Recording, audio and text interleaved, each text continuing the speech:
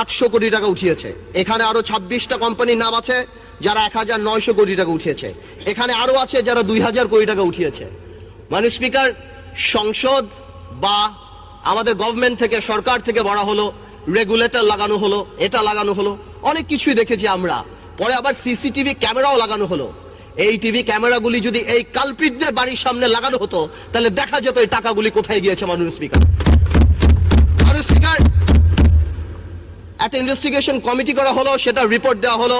অর্থমন্ত্রী সুন্দর করে বললেন, this are mafia, we cannot speak, what a disgrace for the country. যে আমাদের অর্থমন্ত্রী বলে যে দিস আর মাফিয়া। শেয়ার মার্কেটের আরো কিছু ঘটনা আপনাকে বলতে চাই।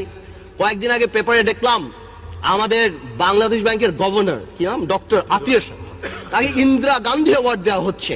তাকে তো ধ্বংসাত্মক অ্যাওয়ার্ড দেওয়া উচিত শেয়ার মার্কেট ধ্বংস করার জন্য। যখন তিনি দেখলেন